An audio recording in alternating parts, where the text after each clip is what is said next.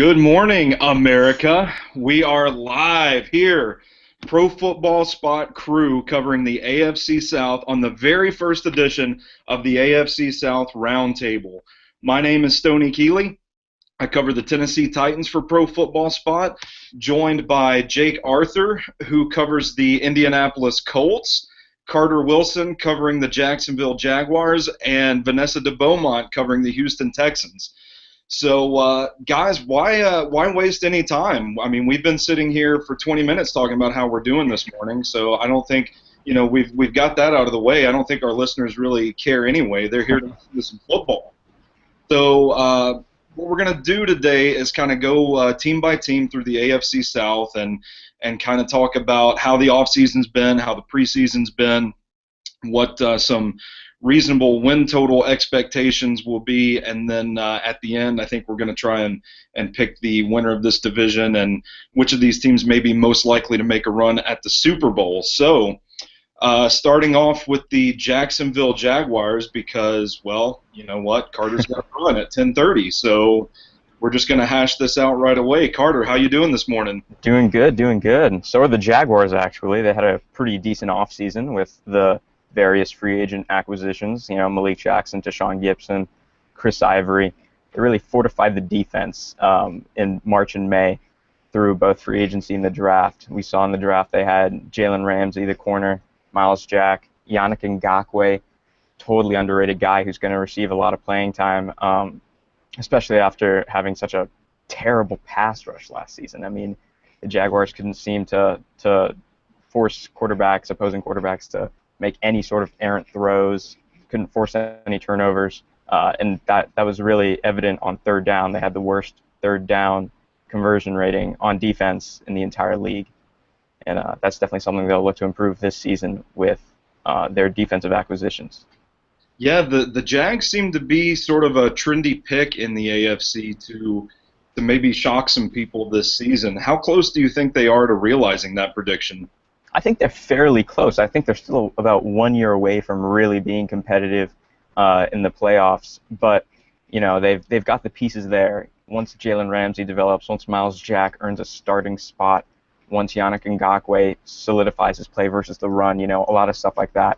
Once the team really comes together, which we saw a little bit in the preseason, but definitely needs to happen more. Yeah, and what about the return of Dante Fowler? Let me know if I've got his name wrong. No, you have it right, but it's definitely an exciting player. We didn't quite see what we thought we would see from him in the preseason. All throughout the offseason, training camp, OTAs, all that, he looked incredible, incredibly explosive, quick off the edge, all those things you want to see from your edge rusher. But in the preseason, he struggled a bit against NFL left tackles and right tackles. Wasn't quite able to get the pressure people thought he would. But I think that'll definitely be something, he'll have a steep learning curve with. He'll definitely improve as the season goes along.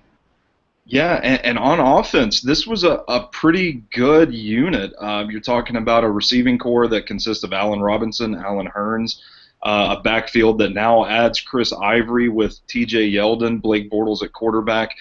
The biggest question for me is Julius Thomas, because he didn't really seem to make the impact that a lot of people thought that he would in year one in Jacksonville. How's his progress moving along? Well, he's looking fantastic. He's a bit of a forgotten man, as you mentioned, because everyone talks about the Allen brothers, they talk about TJ, they talk about Chris, but Julius Thomas is still there. He's still 6'5". He's still one of the most athletic tight ends in the entire league, and he'll certainly have an impact. The question is, where will that impact be? Because they have the ability to move the ball on the outside with their receivers and in the backfield with their running backs. So I imagine that Julius Thomas will have a big impact in the red zone this season, more so than last year. Good deal. Well, what do you think the biggest challenge is for this team heading into 2016? I think it's still all about two things, really. The defense and the offensive line. The defense, it was terrible last year, really, honestly. They were giving up points everywhere against pretty much every single team, including the Titans. But yeah, I was about to say, I know how bad defenses go. Yeah, I'm a Titans fan. So. No, but So if their defense can really come together this year, that's going to be something to watch. as well as the offensive line. They got left tackle Kelvin Beachum in free agency. He solidified his spot as the starting left tackle in Jacksonville. Luke Jokel's moved to left guard, so he won't have to face some of the quicker defensive ends that gave him significant trouble throughout his career so far. And then Brandon Linder's return is absolutely massive. You know, he's also a bit of a forgotten man. He was a rookie in 2014, third-round pick out of Miami, and he took the left guard spot as a rookie, and he was fantastic. I mean, controlled every defensive lineman he came up against. Really, the only bright spot on the Jaguars' defensive line, and then he was injured week 3 of 2015 and sat out the rest of the year. But he's definitely a guy to watch as the leader of this offensive line moving forward. Yeah, this is a team that is definitely on the rise. I think there are a lot of people in Jacksonville that are hopeful that, you know, things are progressing a little earlier than expected, and maybe this team makes a late playoff push. But I want to ask you, how many wins is this team going to get this year? That's always a tricky question. If I had to give a prediction, I would say 8-8. You know, they have a rough start to the schedule. Their first 4 games should be pretty tough between the Packers, the Chargers, I want to say the Ravens, and then the Colts. But I think they can really pull it off in the last half of the season. I'm not sure if 8-8 will be enough to win the AFC South this year, but they should be fairly competitive. Good deal. Well, Carter, since you might not be here when we get around to this discussion, I'm going to go ahead and ask, who wins the AFC South this season? That's a tough question. You know, with Andrew Luck coming back, the Colts are immediately on top of the stack. There's no question about that. But I think both the Texans and the Jaguars could make serious pushes, and even the Titans, you know, so who have a lot of young guys. I think the Titans are kind of where the Jaguars were last year. You know, they have all those young guys who still need to develop, and then they'll be significantly competitive. But if I had to make a prediction right now, I'd say the Colts with Andrew Luck. Good deal. Well, do you think any of these teams are capable of making a late, deep playoff run? I do not. I don't think at this point, you know, any of the AFC South teams that get out into the playoffs, you know, it's going to be rough. You know, it's still a lot of young players, still a lot of guys who need to develop, whether it's the Jaguars, the Texans, or the Titans. And if the Colts make it out there, I'm not sure how their defense will hold up against the elite defenses in the AFC, or the elite offenses in the AFC and NFC. Right on. Fair assessment, Carter. Well, I appreciate your time this morning. I know you've got to run, so we'll go ahead and let you cut out early. Awesome. All right. All right, so let's shift gears then and talk about the ire of the rest of the AFC South, the Indianapolis Colts, a team that has pretty well dominated the division for the most part, the better part of the last decade. Jake, how are things going in Indianapolis? Things are going pretty great. I mean, well, for the most part, when you consider that everything starts with the return of Andrew Luck. You know, that was obviously the biggest issue last year, and it's what led to them going 8-8 and missing the playoffs. With his return this year, plus the offensive line changes that they've made, I would expect things to go a little better this year. Nationally, people seem to be pretty down on them. Not exactly sure why, but when you've got an elite quarterback, that they can usually drag you to 9 or 10 wins. But the Colts made some great offensive line additions. You know, they drafted 4 linemen, most notably Ryan Kelly in the first round, center out of Alabama. Pro Football Focus didn't give him a single negative snap the entire preseason. I thought that was a little surprising considering, you know, Fletcher Cox from the Eagles kind of gave him a pretty hard time week 3 of the preseason. But he's been really impressive. He's been a breath of fresh air considering what the rest of the Colts centers have been over the last 4 or so years. But the defense, that's kind of a different story. They let arguably their best defensive player walk in free agency with Jarrell Freeman. You know, they kind of gave him a low ball offer. He's around 30, and I guess they just didn't think they were going to get much return on investment there. And they let Nate Irving walk, who is expected to start next to DeQuell Jackson this year. They love their young linebackers, though, and so it's kind of just a big, you know, show of faith that they know what they've got in these guys, and they know they're going to be the future of the linebacking core. So I think they like what they have. They may get off to a bumpy start, especially because of some injuries. But overall, things are better just by default by having Luck back, really. Well, I know we did one of these little roundtable discussions back around draft time, and when we lined this up, I couldn't wait to ask you this question: what on earth has happened to Josh Robinson? Josh Robinson, the little running back? Yeah, because I know you were high on him back in the spring. Oh, God, I loved him. I thought he was the next Jones Drew. He's actually not even on the team anymore. So, Good deal. yeah, I thought he was going to be Frank Gore's heir apparent. I just loved that dude, but he didn't play near as fast, really. He had some fumbling issues, and he just found himself in the doghouse pretty quickly. And while I think he could have gotten better, they just were done. They had seen what they needed to see. He was inactive several games, and then I think they waived him from the practice squad or waived him from injured reserve or something at the end of the year. But they've kind of refortified the running back position. But Robinson is he's a memory now. Yeah. So what happens when Frank Gore needs a break now? What has Indy done to fortify the running back position? Well, the names aren't sexy, but I think it will be more stable than it was last year.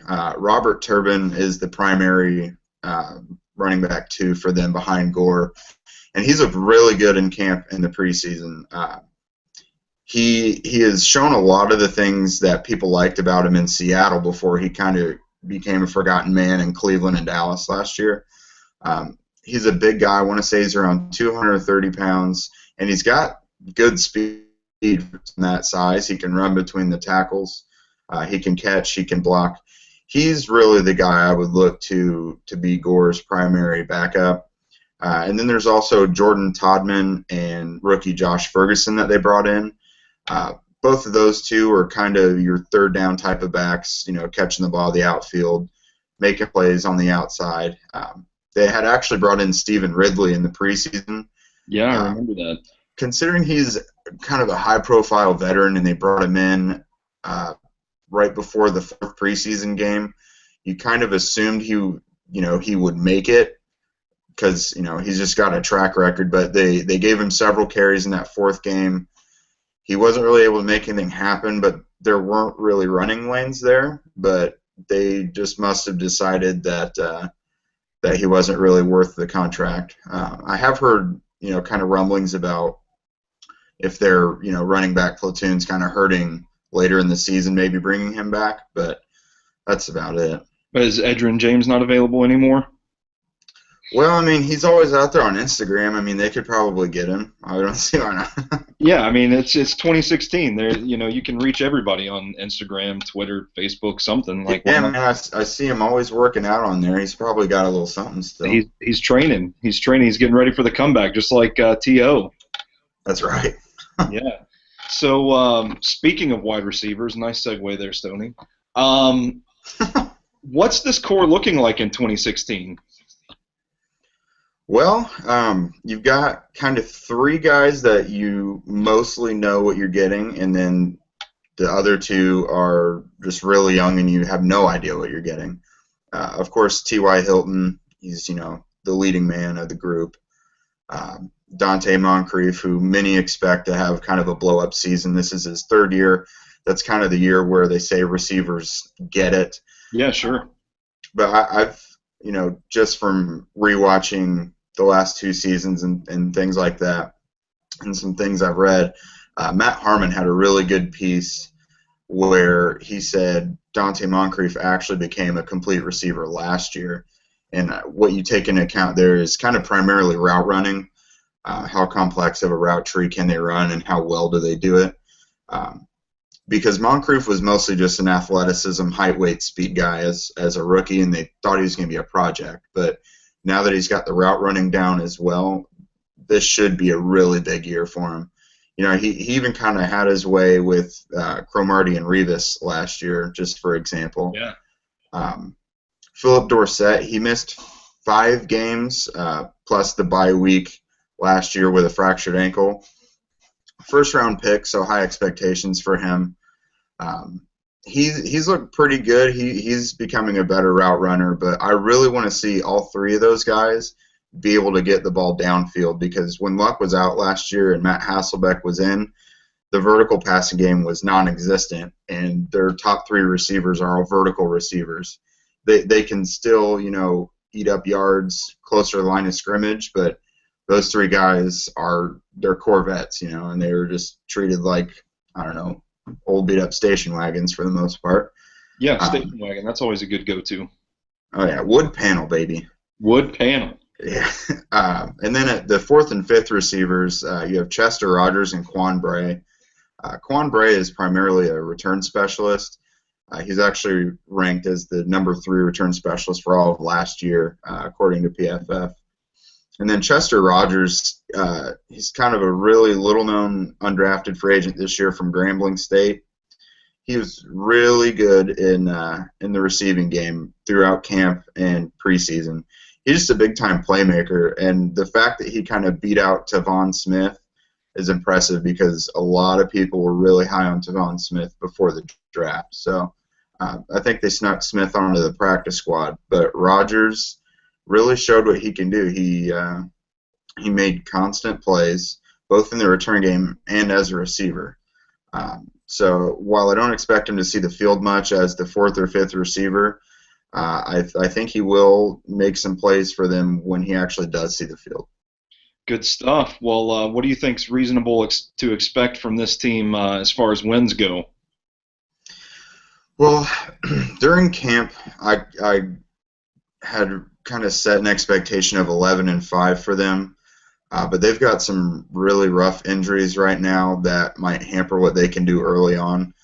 Most notably Vontae Davis, who's all-pro cornerback, but he's probably going to be out until October.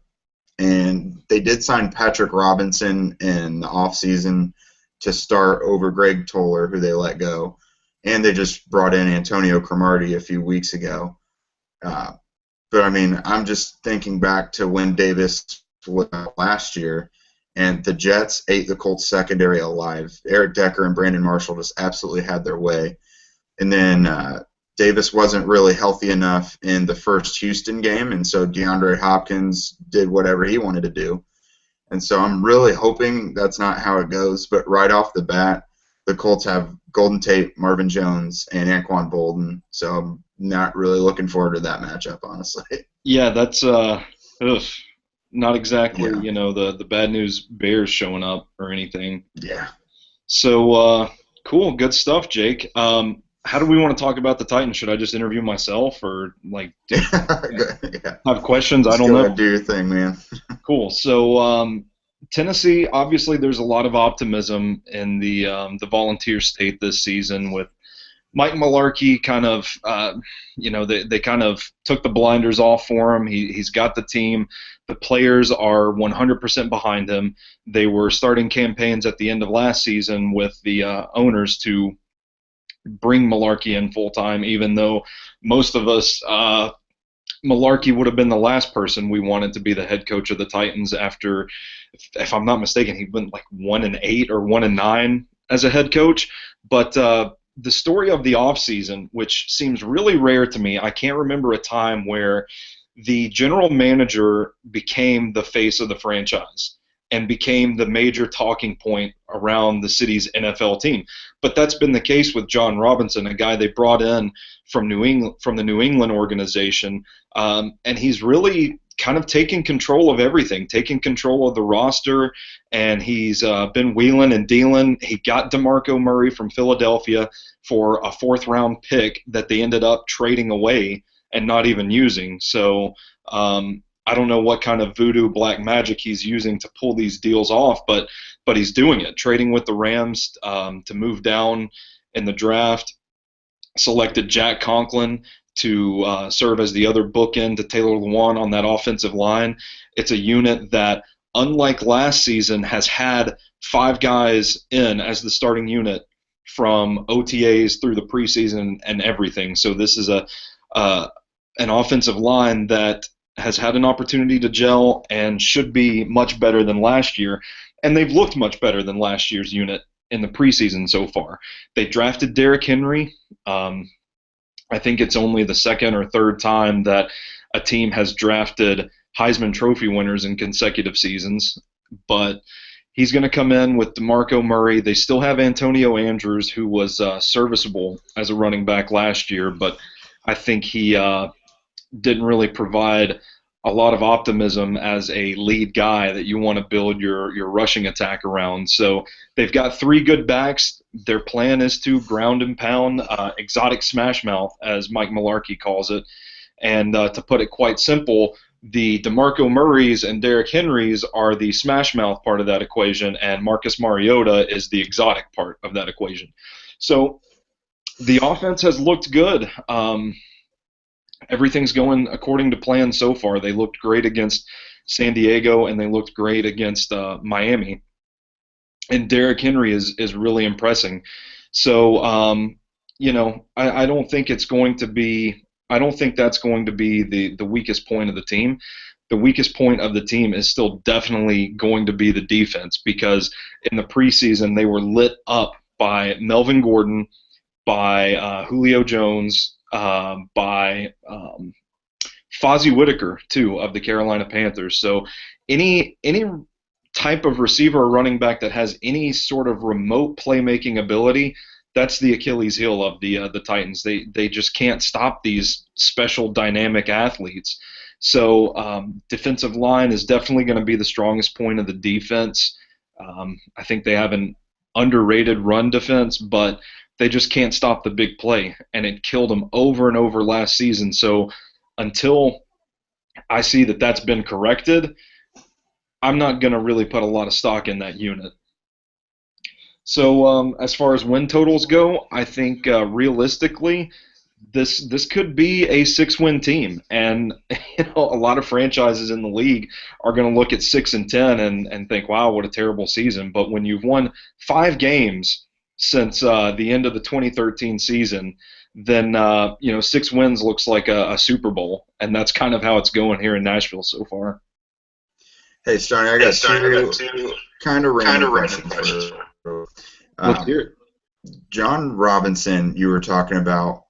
It's not, from what I've heard, it's not just the moves he's made, but he's also trying to kind of change the culture there in the facility.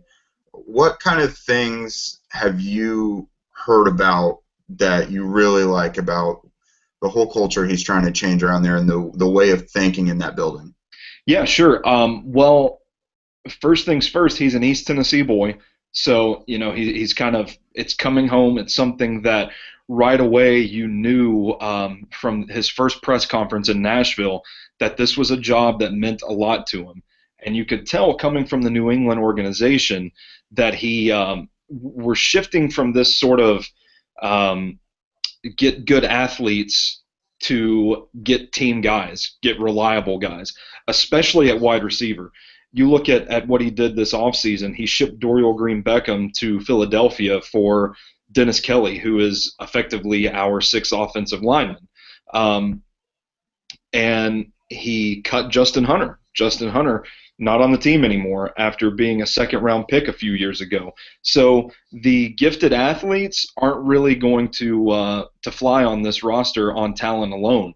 The Week 1 starters at wide receiver are going to be Tajay Sharp and Rashard Matthews, and they're guys that are reliable, sure route runners with dependable hands. So it's that sort of accountability, and I think that's spread across the entire roster and across the entire organization. It's, it doesn't matter. It doesn't matter if you're the most talented guy in the world.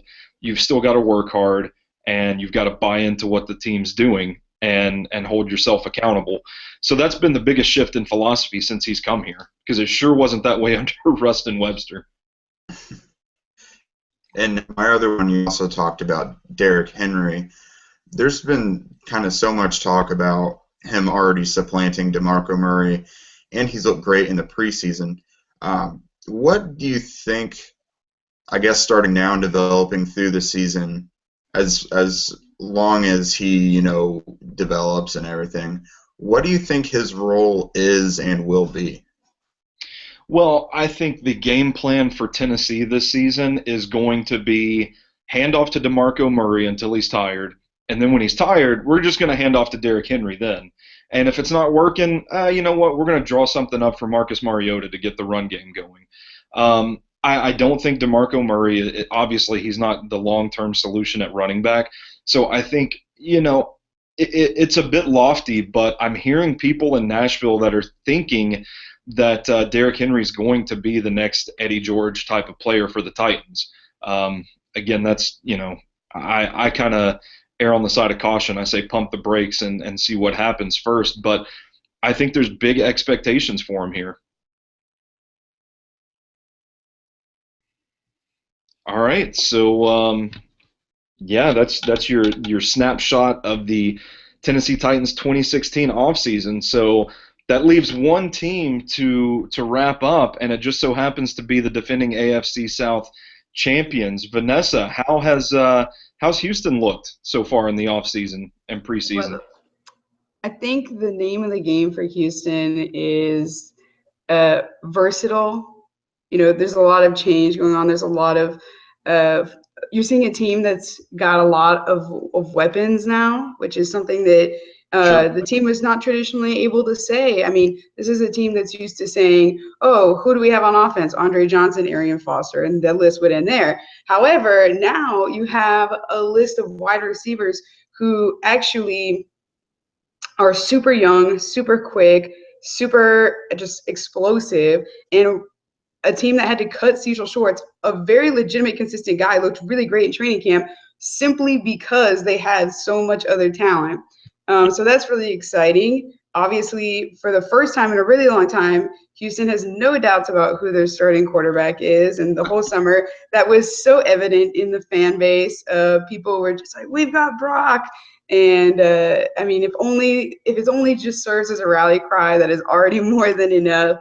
Lamar Miller, the most legitimate running back we've had since 2012, Arian Foster.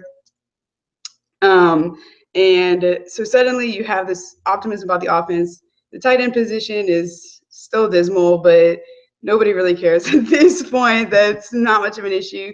Biggest concern for sure is that offensive line, because you have paid all this money for Brock Osweiler. He's looked great. I was watching him at training camp, spending so much extra time working with receivers, particularly Will Fuller, the first-round pick wide receiver. And now we just have to make sure that he stays upright because that offensive line is definitely suspect. Dwayne Brown is still franchise left tackle, getting a little bit long in the tooth, suffering some injuries. Derek Newton, a little injury prone himself, also suffering injuries. Xavier Su'a-Filo is now starting, and this is a guy who last year was almost cut from the team. So that draft pick too, if I remember correctly. Yeah, third round. Yeah. And Nick Martin, obviously, who everybody was very high on as center, rookie, brother of Zach Martin over in Dallas, obviously out for the season as well. So the offensive line right away is not looking super strong, which of course impacts just about everything. So that's suspect. On the flip side, this is still the Houston Texans defense. I think people are starting to forget that when they're counting them out of the division. This is still, to me, the Jaguars are on the come up, but this is still, to me, the best defense in the division. J.J. Watt, obviously coming back from back injury that I think a lot of us weren't aware just how serious it was because he's such a tough guy for him to say he considered maybe an end to his career. The defense was still clicking on all cylinders despite the fact that he was out. Whitney Merciless coming off a double-digit sack season, phenomenal. I think Jadeveon Clowney is rounding a corner. It is not the corner of first overall pick status, and I don't think he will ever reach that. But I think he is a rounding a corner to serviceable. The second-year linebacker, Bernardrick McKinney, is going to be really, really great opposite Brian Cushing, who's lost a little bit of his physicality. Let me just hold that thought for a water break.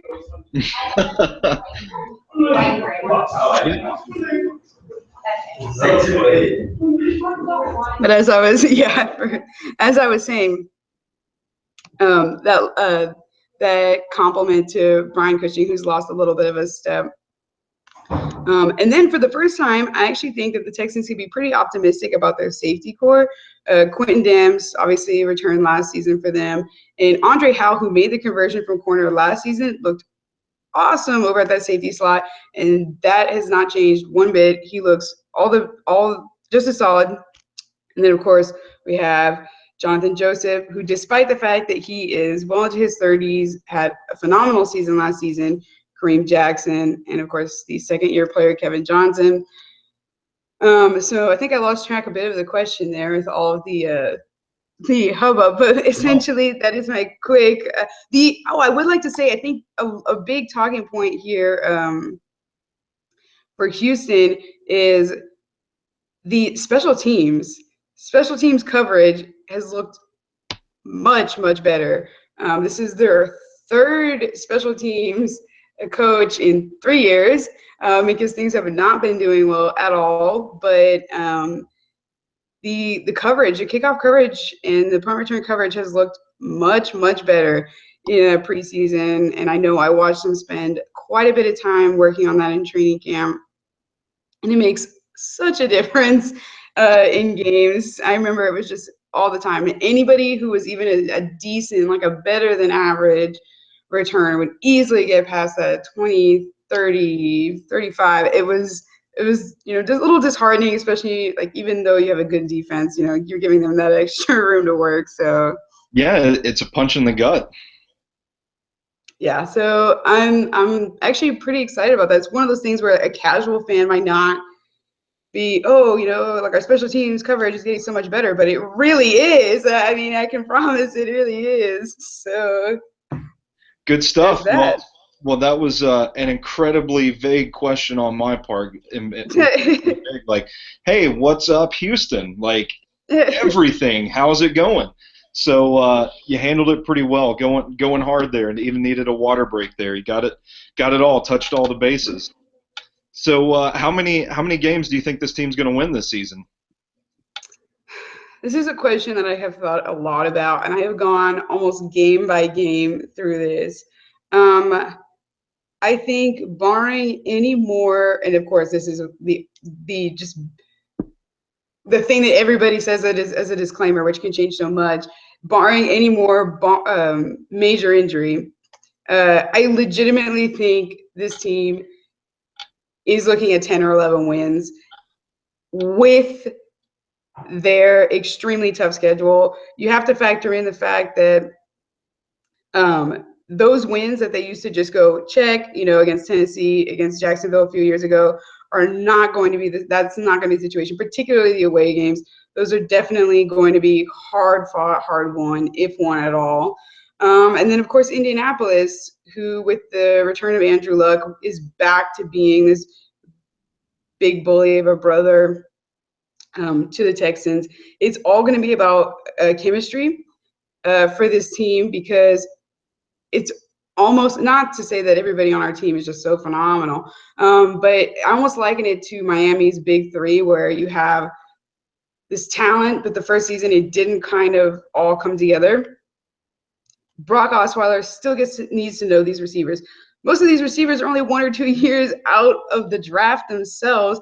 DeAndre Hopkins is the old man of the team, and he is most definitely a young talent. So it's all going to be about Brock Osweiler finding a chemistry with the team. Lamar Miller figuring his way out as well.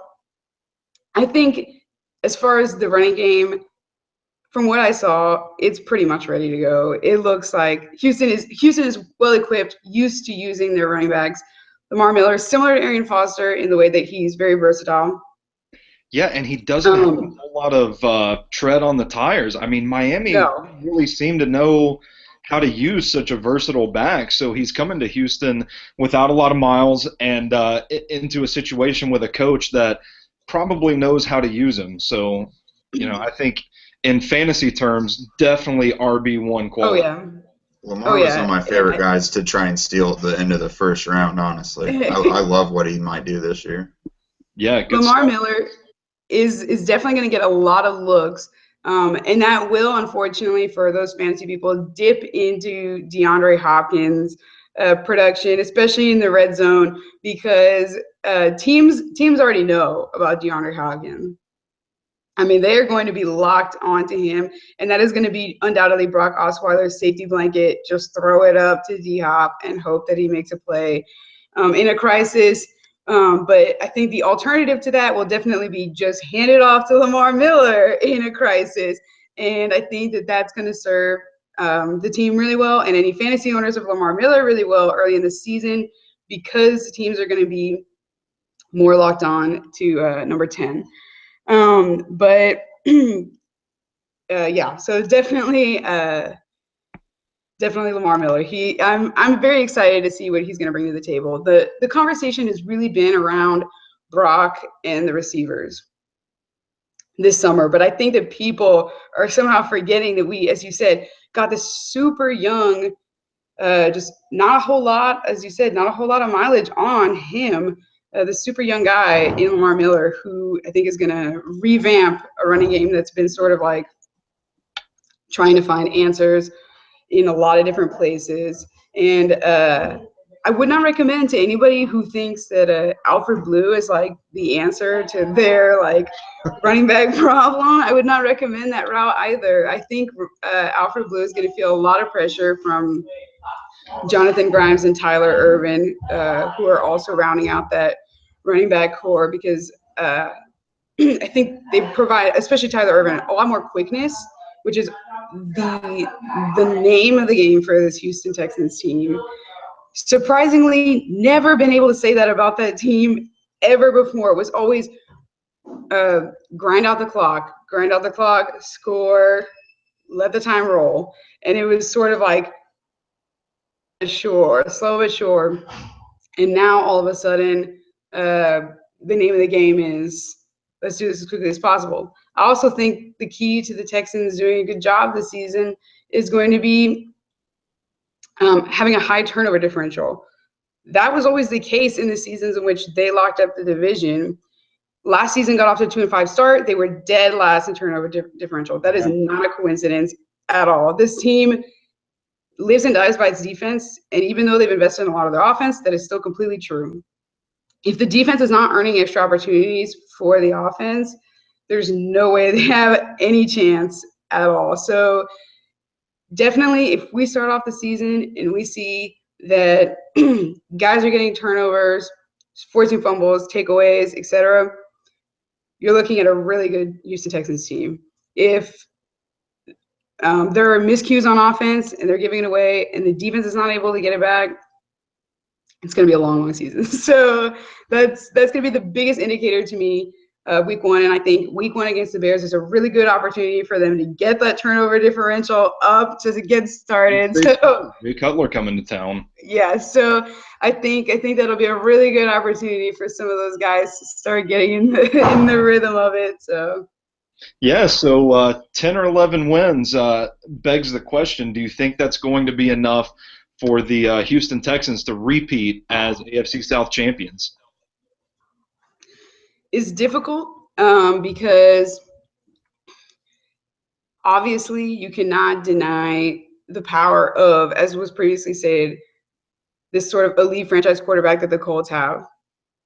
Said, I don't know. I guess I am part of that national conversation that's just not taking the Colts as high as I had 2 seasons ago.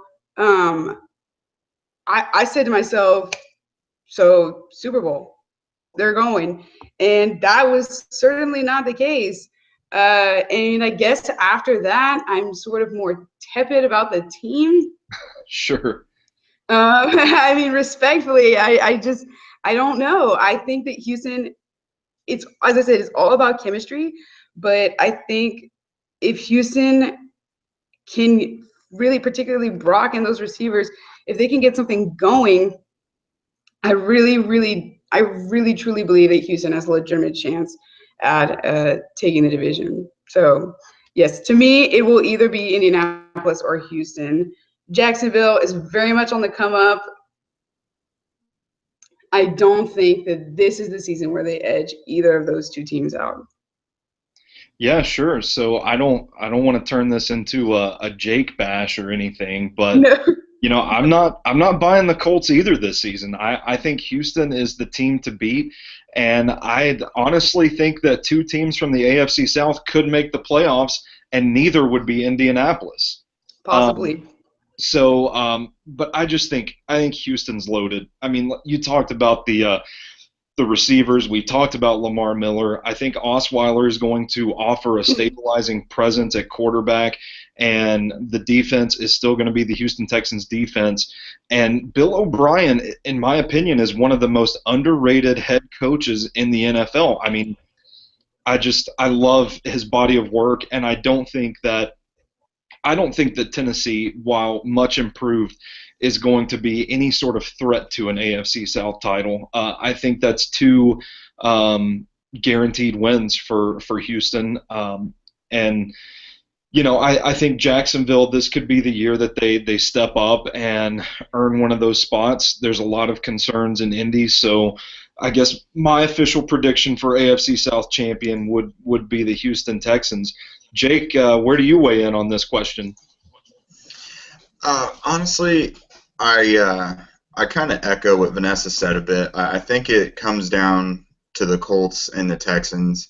Last year, I believe it came down to the last game, maybe week 16, when the division was decided. I think that could happen again this year because I really respect what Houston has been able to do. I think they've got really good depth in certain places. I think they're definitely capable of getting to that, right around the 10-win mark. Same with the Colts. My thought with the Colts is they might get off to a rough start initially, like I said earlier, because of injuries. But I'm hoping that they get healthy and start clicking on all cylinders at, mid-season later through there, because they will be getting Henry Anderson back, who many people didn't really know a whole lot about. Number one, because he was a rookie defensive lineman in a 3-4 defense last year. But he really is a very disruptive force. And if he's healthy all year, he'll work his way to being one of the best 3-4 defensive ends in the league, and people will notice.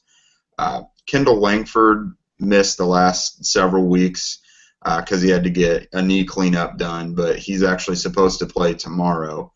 He was outstanding for the Colts last year. A lot of people thought with Corey Redding gone that it was going to be bad news, but he actually replaced him really well. Vontae Davis returning, hopefully that, him coming back in with Henry Anderson, that would be a big positive for the Colts. And then Clayton Gathers, who's supposed to be an incumbent starter at safety this year, he fractured a bone in his foot and missed all the training camp. He should be back, within the next month, I would imagine. But all that talent coming back, almost getting extra rest at the beginning of the year and maybe clicking on all cylinders by year's end, I think that's what will come down to for the Colts. And, of course, a hopefully improved offensive line and the return of Luck and a deeper running back platoon. I think all those things will help. Their defense does still concern me. Even if they do win the division or grab a wild card spot, I can't say that I think they would beat New England or, even be able to keep having the number of Denver, who they actually play them in week 2, and after seeing what they did to Cam, that's really concerning, honestly.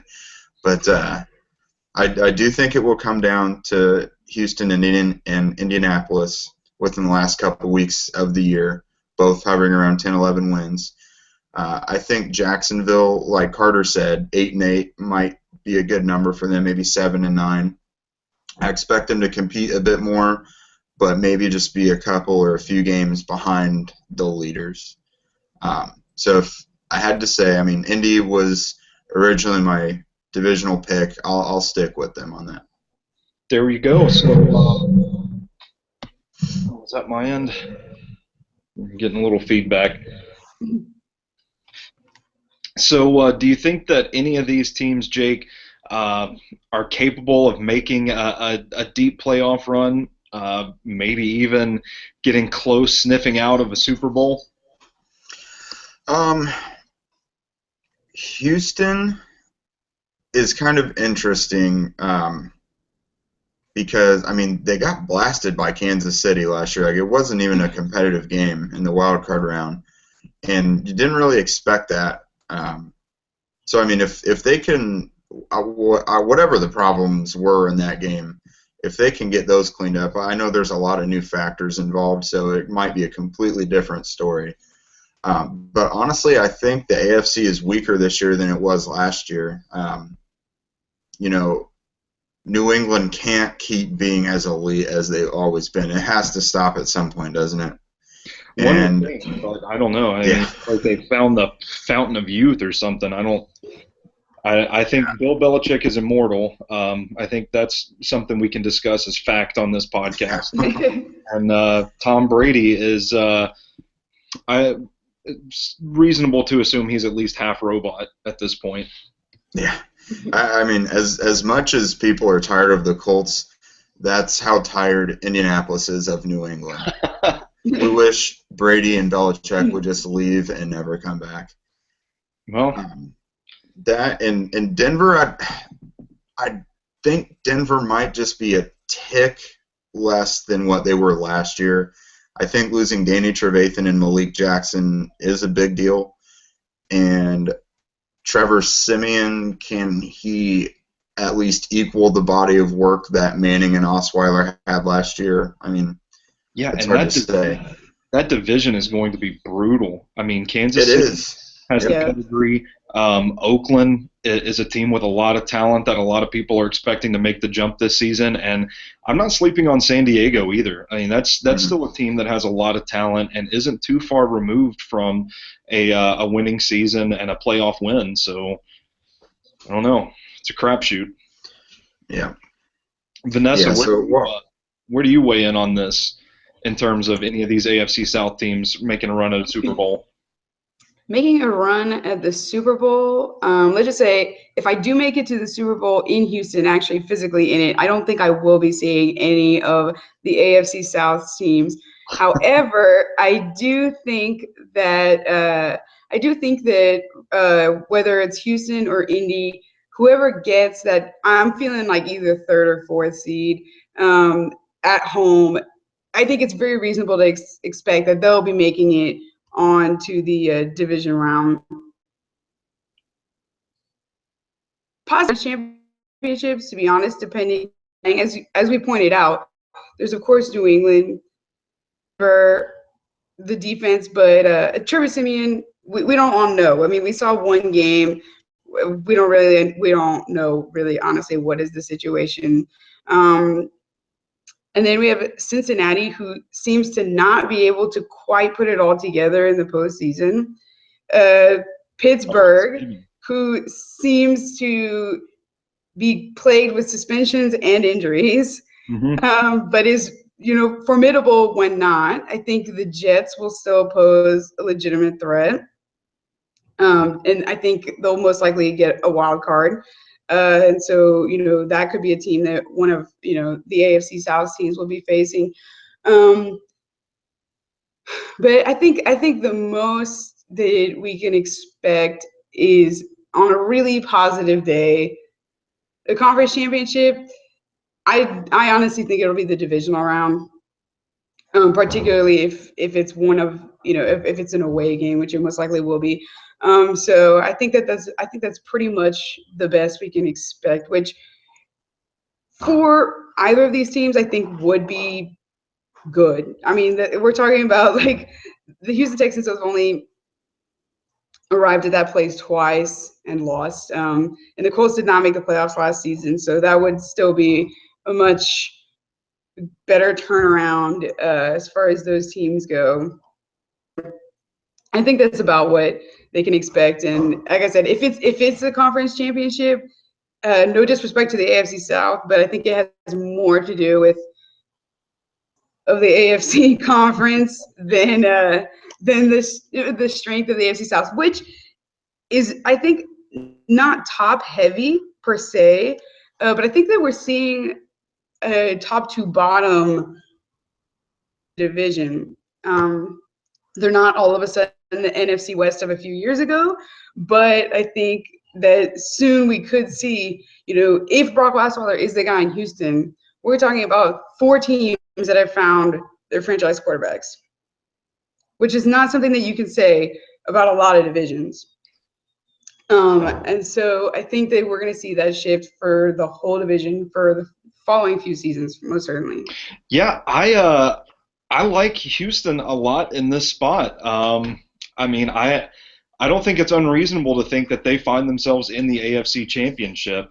To touch on what Jake said earlier about New England has to fall sometime, right? I feel like the AFC South, or excuse me, the AFC as a whole this season is just wide open. Like I felt like, you read all the expert predictions, so to speak, and it's like everybody's like New England, Pittsburgh. It's like, no, I mean, there's some good teams in there. Cincinnati's going to be good. Houston's going to be good. Oakland, Kansas City, Baltimore. There's going to be a lot of improved teams. I feel like people just kind of looked around like, who should we pick? There's always New England, but I think they're definitely beatable this season, and I don't know that I'm buying into any other team. So in that scenario, I look at Houston, a team that is going to be able to score a lot of points and stop people on defense. Those are 2 things that good football teams typically do. So, why not? I think if there is a team that could do it, it's Houston.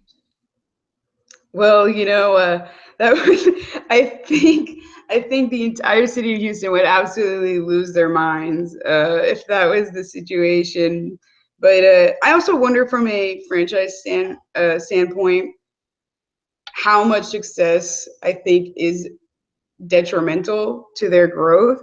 I think obviously you want to be good to this fan base because they're so loyal despite years of mediocrity, but at the same time I almost wonder how much finally reaching that AFC championship that they've never arrived at the team, from the standpoint of, oh, okay, so we just need to fine tune where we're already at, as opposed to being really aggressive, which they've been for the past 2 seasons. And I think that that's been the difference maker.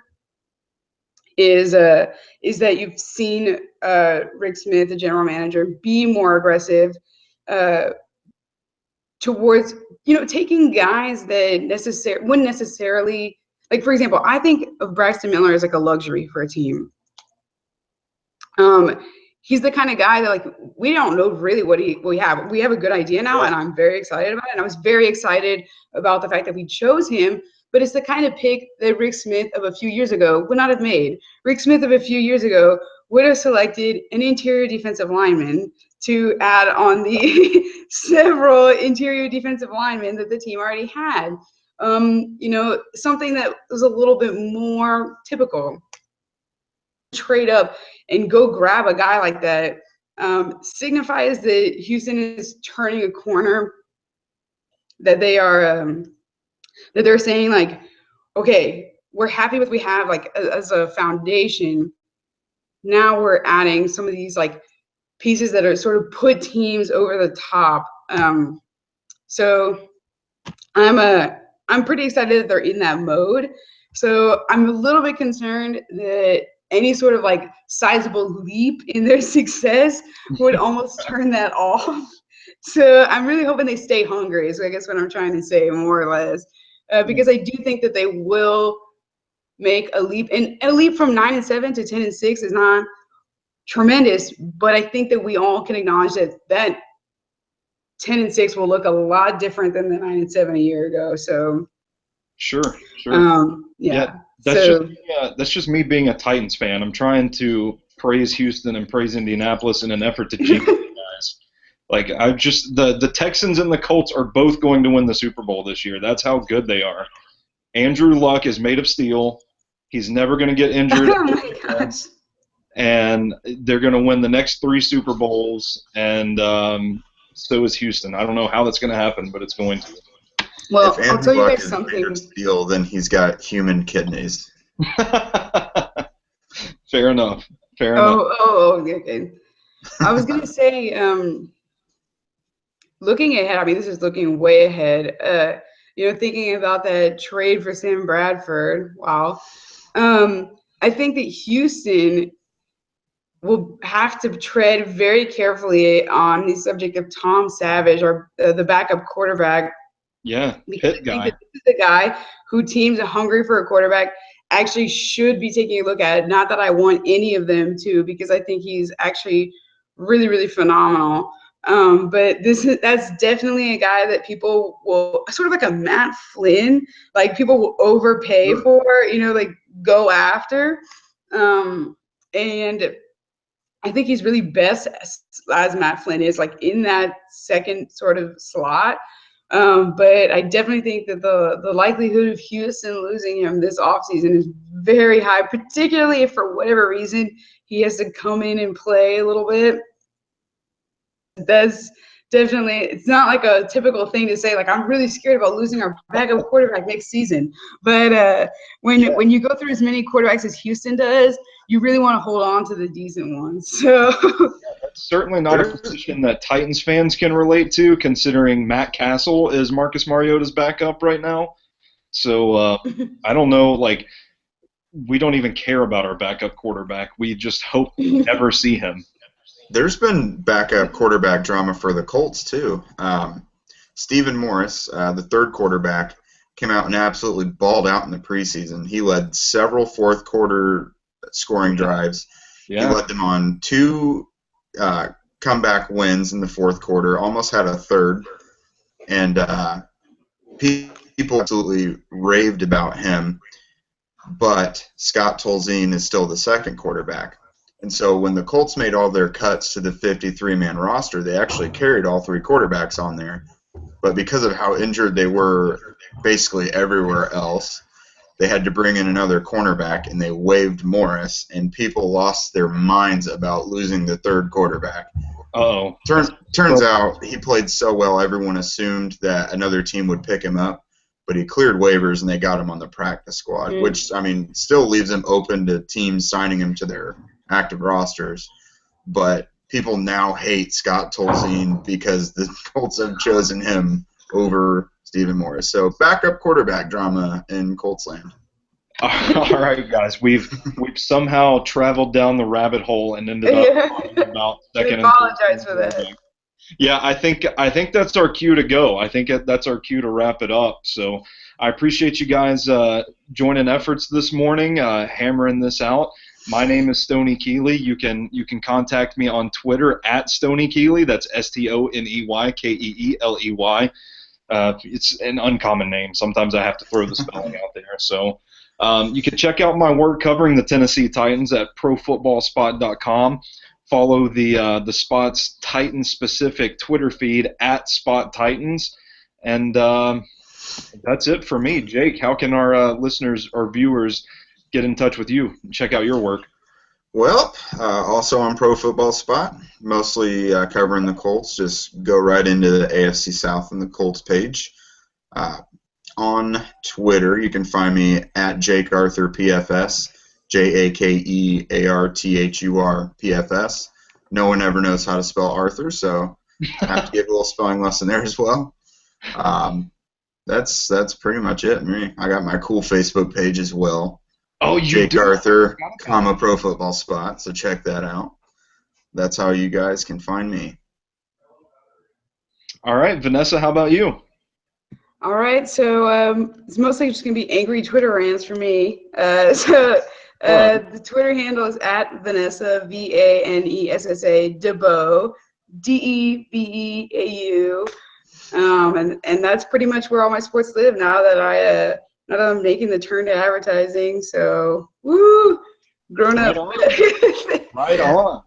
But yeah, and then of course, if I ever get around to writing, you can check that out. I'll have it on Pro Football Spot as well. So there'll be like a Twitter, check out this also for that. So you guys will know if you follow me on Twitter if I've actually gone around to writing sports. That's where it'll be. So. There we go. All right. Well, thanks to everybody that's listening or watching.